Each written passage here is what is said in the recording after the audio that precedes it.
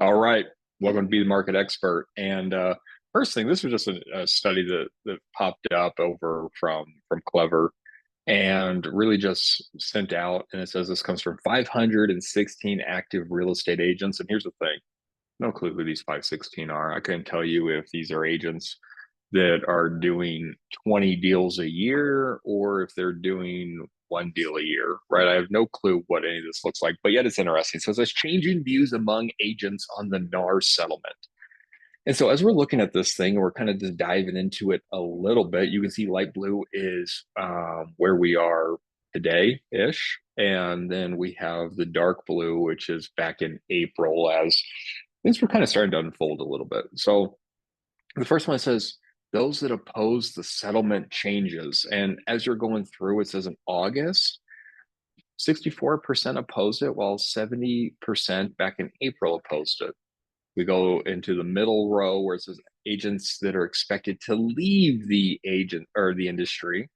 Right now, 86%. Back in April, it was closer to 95%.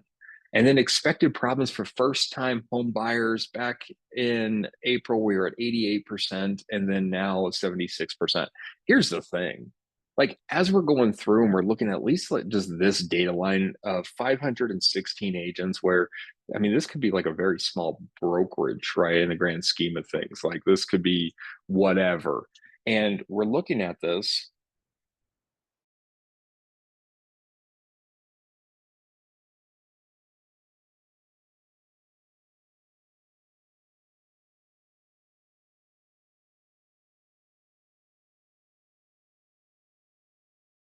we haven't seen a lot of changes, especially, and we know that we are different when it comes to what's going on in our commission settlement. And when we look at this thing, we know that yes, in all MLSs nationwide, the compensation is now gone. So compensation is no longer in any field in any MLS in the United States. It's 100% out the door. In most states, what they do have, right, is when you go through and you look at most states, they actually have to have I'm going to call it a touring agreement. In the grand scheme of things, that's what it is. Like, if you're going to go unlock a door, you have to have a piece of paperwork that says, hey, if I unlock this door and we do a deal together, this is how much you are going to compensate me. Colorado, we're the only state in the nation that does not have this touring agreement, if you will. And so while we have an optional one that we could use, it's not mandatory like it is in all other states. And so as we're looking at this thing, I would say for the most part, we haven't seen any real big changes. Like the only thing that has really happened to us when we're talking about this is we have a little bit of friction that has been added to the process. And that friction that I'm talking about is if you're wanting to know what the compensation is before going to show a house, you pick up the phone and you call. Back in the day, we just would go back in the day, right? Last month. Back in the day, we would just go onto the MLS. We'd look to see what the compensation was, but now that field is completely gone. But what's interesting for those that are doing deals right now is that I would say that agents still aren't calling. They're not calling whatsoever. They're going through and they are submitting it into the CBS, the contract to buy and sell. They're saying, hey, this is what we want our compensation to be, right? Per the agreement that I have with my client. And then we're negotiating from there, which has been kind of interesting. I actually think that's why there's been less people thinking there's going to be a whole lot of friction in this process. And what's also interesting as we go through and we start looking at all these other reports talking about compensation being compressed down, that's how would anybody know what that is? Like, keep in mind, the only place where we knew where we could actually go look at compensation would be on the MLS. There is literally nowhere, unless you're going onto some obscure third party websites that actually talks about compensation. So how would anybody know unless they're still doing a survey? And really, if we're talking about a survey of 500 agents, right? Like when we looked at the Redfin survey the other day, they're like, we interviewed like 24 agents and all their compensation was going down. 24 agents, right? There's brokerages that are bigger than 24 agents, like in an indie office. And so it's just going to be kind of interesting as we're seeing all these things that are happening in the news. We just got to keep these kind of things that are in mind. And it says, like, here we go, the support or oppose it. Future buyers It's almost 50-50, right? We're talking 53% they say they support it, 47% say they oppose it. Homeowners support it, right? Because they're not thinking about the buy side. They're like, well, okay, cool. So I don't have to pay because there's been so much disinformation that has been going through in this process. So kind of interesting, guys. I think that as we're going in here and we're having these conversations and we're doing all these different things, like these are the things that we just need to keep in mind that it's pretty much business as usual. Yes, a little bit of friction. Yes, we might have to have a little bit more conversations going forward, yet really not a whole lot of change. Now, uh, when we're going in and we're diving a little bit into at least just numbers, we had the Case-Shiller Home Price Index come out. All right. So this was on September 24th. This is literally today. And so as we're looking at this information, the Case-Shiller, what they're doing is it's a monthly publication and it's just from the Standard and Poor's, right? Like that's what it is. And what they're doing is they have this weighted methodology, if you will, where they go through and they say like how much like home prices are going up. And it's all based off of like 2000. All right. So we're basing it off of the year 2000. And so what they do is they go over and they say, here's your national, here's your 20 city composite, and then here's your 10 city. Now, for looking at this, your 10 city composites like Boston, Chicago, Denver, LA, Miami, New York, San Diego, San Francisco, Washington, D.C. Like that's the 10. So when you're looking at this, those are the big 10, right? Where like we're the ones where there's a lot going on, there's a lot of movement, a lot of things are happening. Now, if we look at the 20 city, this is where it adds 10 more cities. And so it's going through, it's adding Atlanta, it's adding Charlotte, Cleveland, Dallas, Detroit, Minneapolis, Phoenix, Portland, Seattle, and Tampa. Just so you guys know, I read all that. I did not remember that off the top of my head. So with all that being said, like those are the 20 cities that they look at, and obviously they have the national. So if we look down here,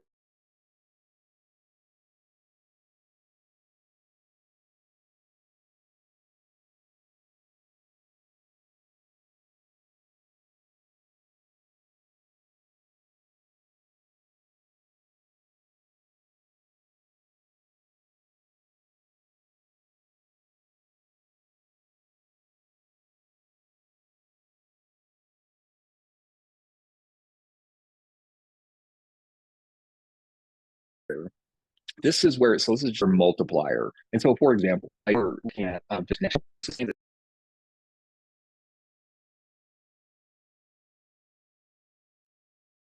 I'm not sure what I just kind of came back on. So let's put that back up. I don't know. For me, it keeps glitching. Yeah, that was weird. I just got completely kicked off and like it just popped back on. Hmm.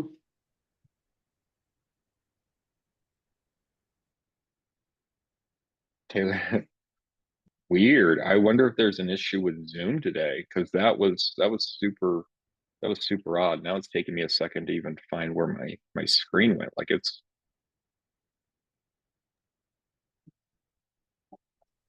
Yeah, it must be a Zoom thing. I thought it was my Wi-Fi, so I left the meeting and came back on, but good thing it's not only me. no, no, it's definitely not only you. It happened over here as well. All right, give me a second. For some reason, I am unable to pull this slide. Someone's going to watch this video and just be like, it was just Charles having technical difficulties the entire time.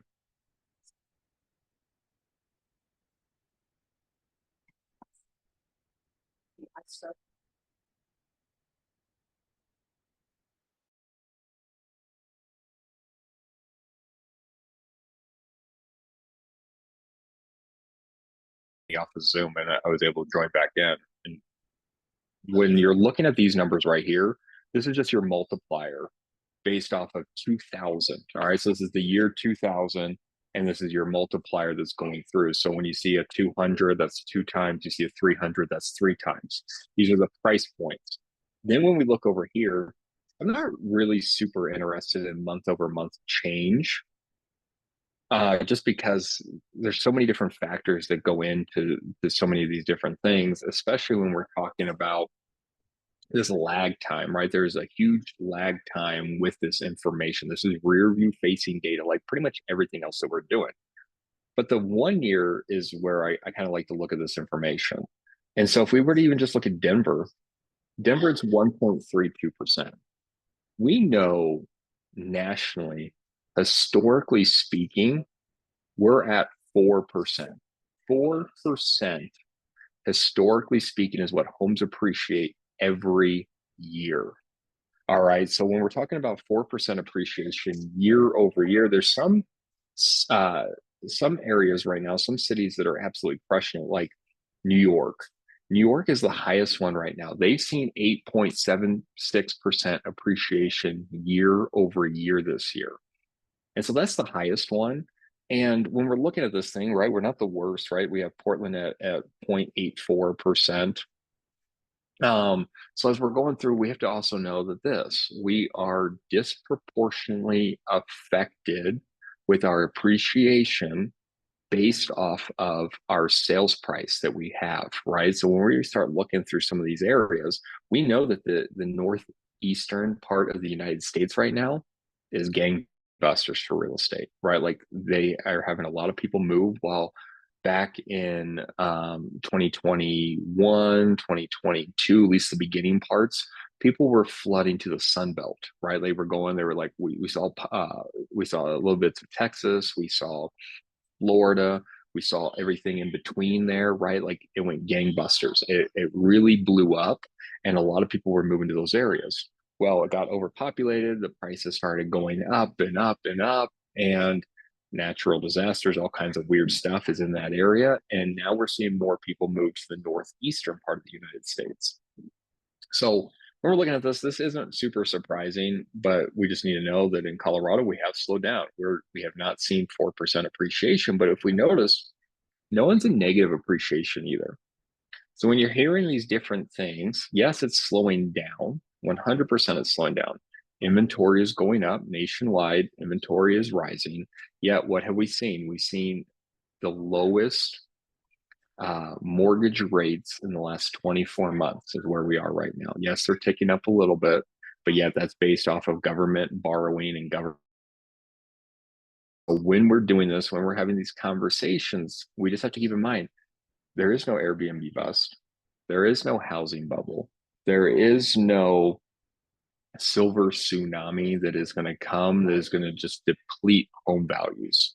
Um, in all reality, and this might sound political, and I don't think it is. It's not really meant to, but yet I know that, right, one of the candidates popped up on the, I think the only debate that we're going to have this year, right? Like I think that's been very clear that there's no more debates, and we'll see what happens. But yet one of the candidates popped up and said they were going to have millions of homes built. It's impossible, guys. It's impossible, right? So when we're talking about home values, the only way that we would see, home values truly decrease is one of two ways.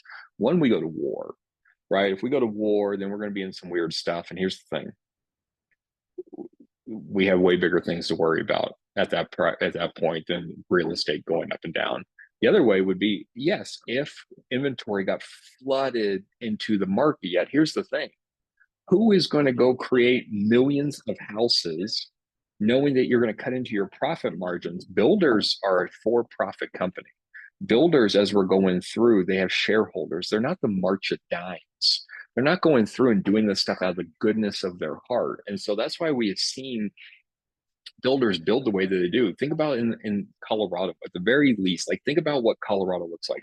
You guys go into a new build community, you see a plot of dirt, you go and you're going past all these plots of dirt, and you go into the new build, you go into the garage, you go and talk to the new sales rep where they've converted the garage into their office building.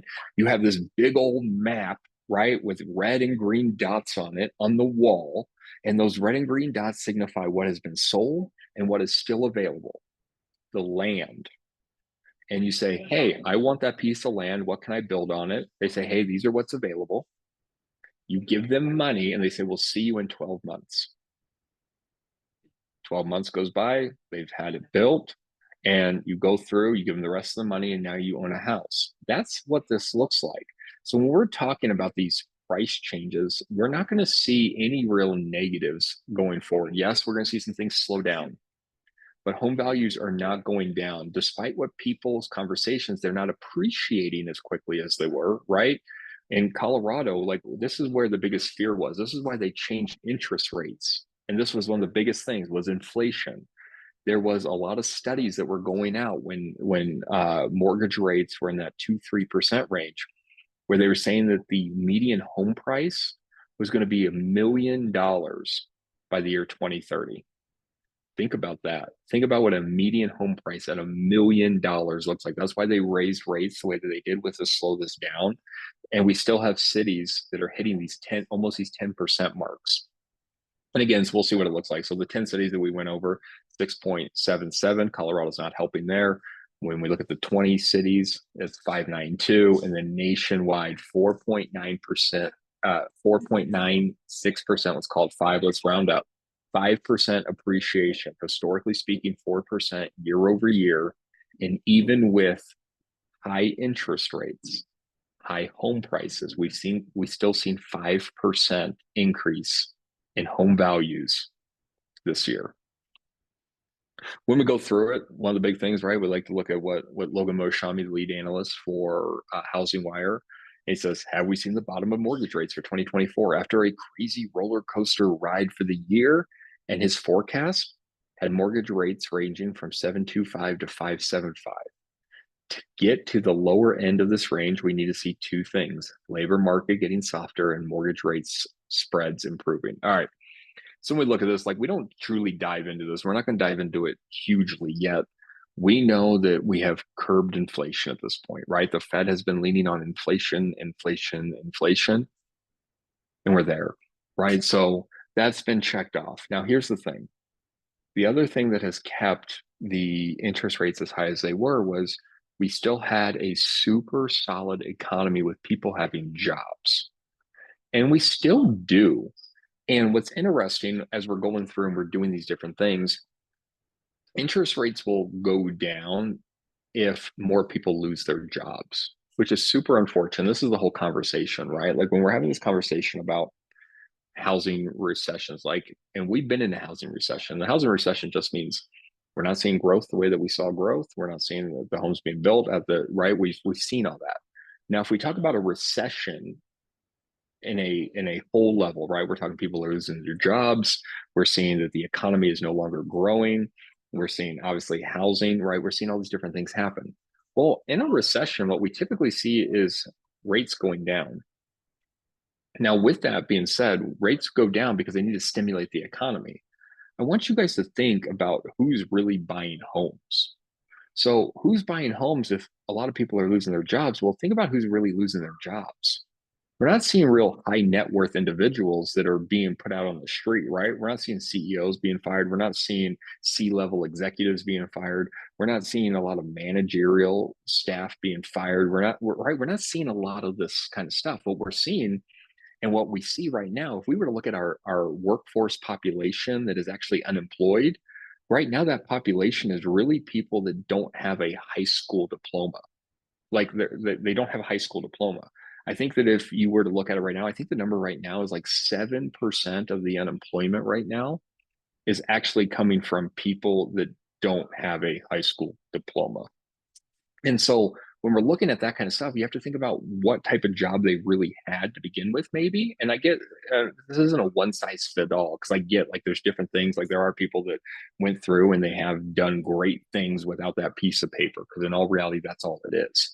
Yet when we're talking about the demographic of people that is actually going out and buying houses, they're also not the demographic that's going out really losing their jobs for most cases. And if they are losing their jobs, they pretty much can get something else lined up because of their skill sets that they have.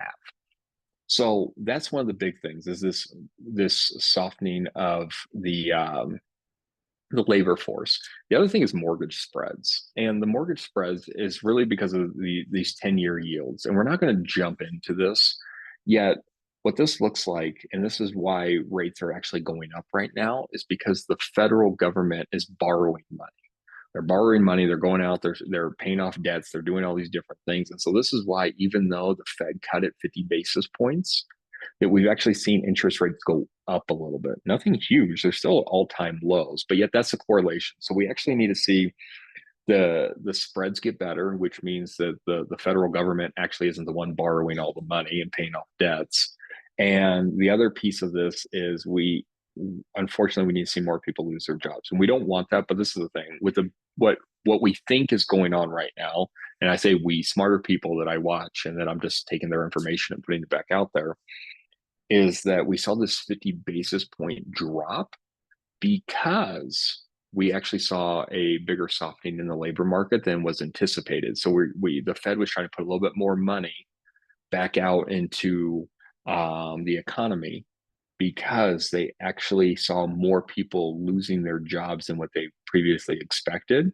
That's why we saw 50 basis points opposed to 25 basis points. There's a lot of conversation where we could see another 20 to 50 basis points. And if they do come out another 50, that's actually probably signifying something a little bit worse than what they expected. So that's what we need to keep in mind. When we start seeing 50, 75, Mitch was talking about 100 basis point drop the other day. Like, if we were to see anything like that, it's because something bad is actually happening. And so 25 normal, 50 plus is kind of weird. So when we're kind of going down and we're looking through this thing, purchase application data, guys, this is the story we need to be talking about, right? Purchase application data is up again. Here's the thing. While we know, because of the conversations we've been having, the Fed doing the 50 basis point drop does not directly correlate to interest rates. Yet here's the thing. It's national news at this point. Fed dropped rates 50 basis points. The basic consumer, and just think about even your knowledge, like if you're like having a little bit of trouble correlating the two, just think about what the general public is thinking. They don't have the real estate IQ that you guys have, no matter how limited you may or may not think that it is. And yet here's the thing.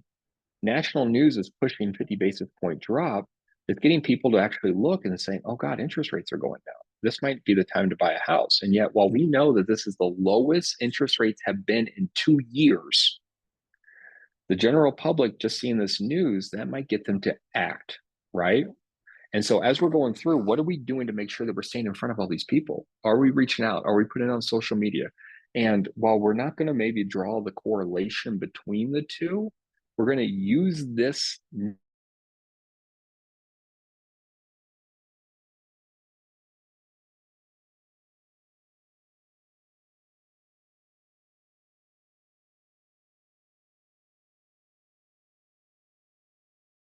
news, this headline, to make sure we were in their comment, which means that your for.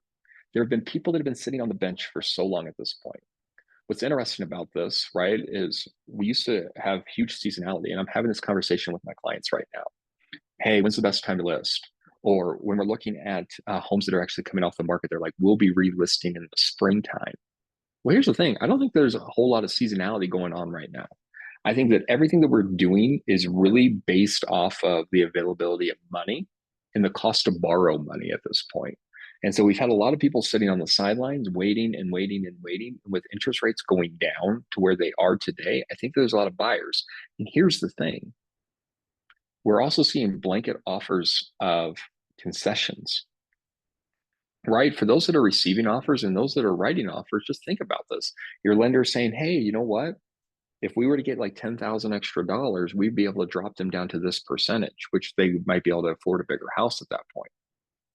So while we have the lowest interest rates we've ever had in the last 2 years, 24 months, and we're able to couple those with seller concessions, we're able to actually get our consumers into a better price position as far as monthly payments go. And do we know what that looks like? Are we having those conversations? And while we don't have to be the expert about it, we do need to know what our lenders are providing and being able to actually put our people in front of our lenders to be able to have that conversation, because the cost of money is getting cheap again. And with those concessions, we're able to get it lower than that 5% in some cases, which is awesome. So we're going through and it just says this, and here's where we are, guys. We're trending up. Like, here's your visual representation. We are moving upwards, and you can see like this is where we're going. Back in 2022, it went down. There was a huge drop. And keep in mind that we were actually coming off of probably one of the arguably the best years of real estate that we've ever had was in 2021. Houses were selling, multiple offer situations. It wasn't like a fun market, but it was a market where homes were moving very, very quickly. You listed it, you knew it was selling for the most part. And so you can see this is seasonality where it just kind of dipped off pretty hugely. Also, interest rates didn't help. This is when we skyrocketed. 2023, you can kind of see like it kind of like moves around a little bit. This has just been going up and up and up. And I have to believe this is correlated to interest rates. The Fed did us a favor, cut 50 basis points.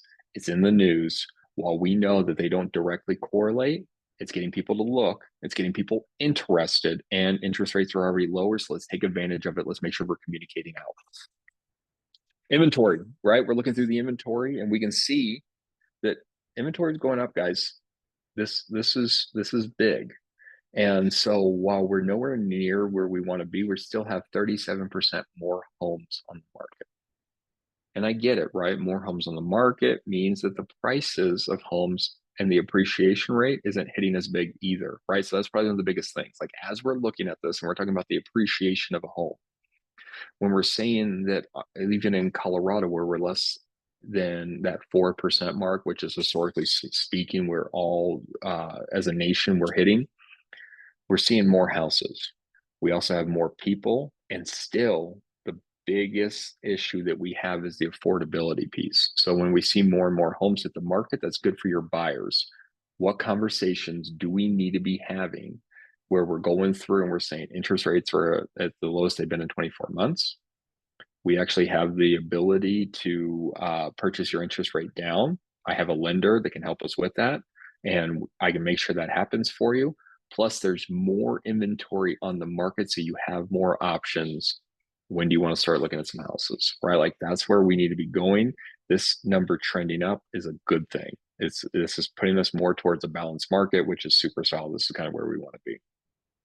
We look at this. Here's just your new listings, right? Like, guys, we have more inventory. We're getting more and more inventory. It is shooting up. We are in right seasonal market. You can see back seasonal. Everything drops around this time of year. People go to sleep, right? You go to sleep as a jack-o'-lantern.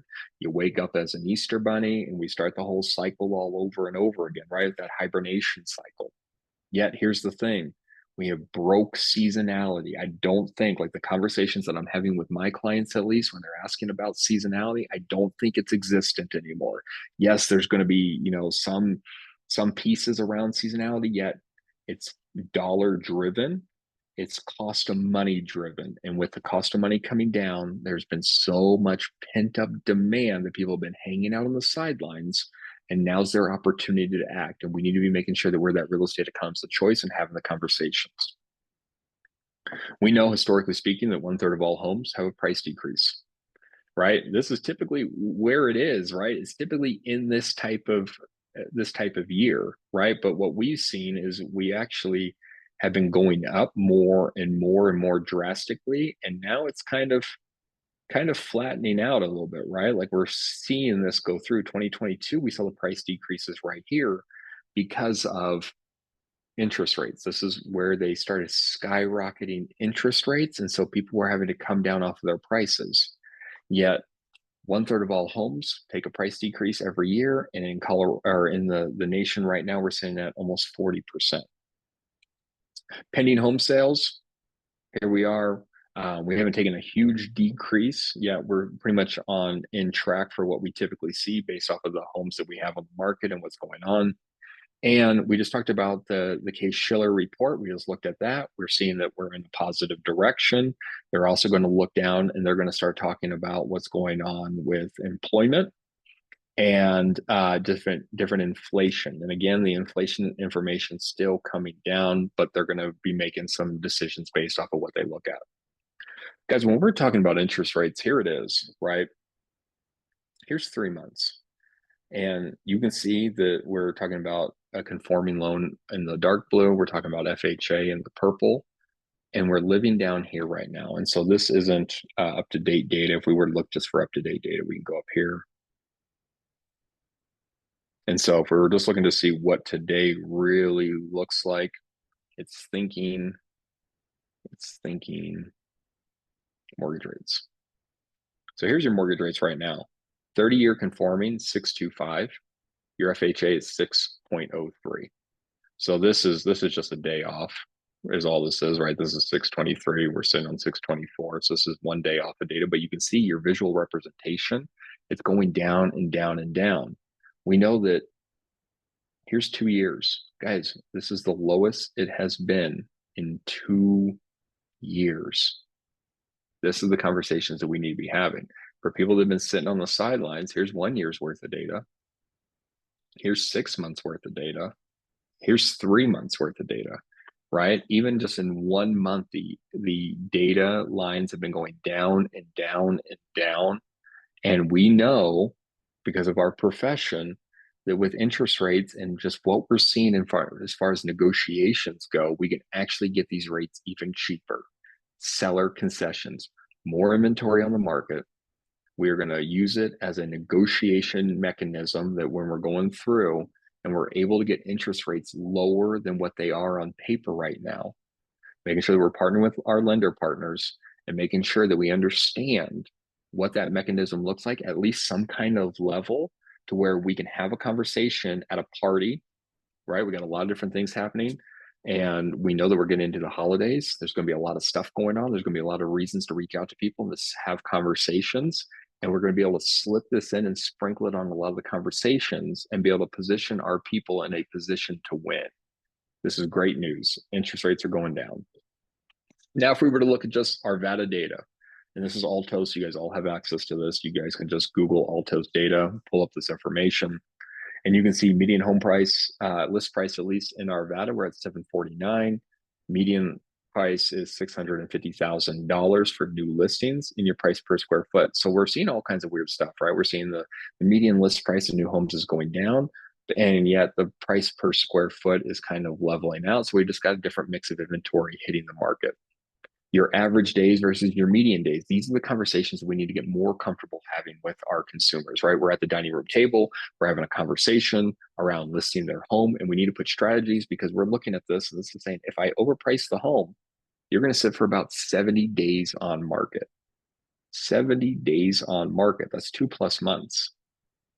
Right. But yet, if we are pricing the home more competitively when we're looking at the other homes that are on the market, we're sitting on 49 days, right? We're talking a month and a half at that point. So you want to go for 2+ months, or do you want to be a month and a half? We're having the conversation. We're figuring out what their motivating factors for at least listing their home are, and we're moving forward. Also, guys, I think this is an opportunity, right? We're talking to these buyers. We're talking about interest rates. We're talking about concessions. We're talking about inventory. And we're talking about these motivated sellers that are on the market for 69 days.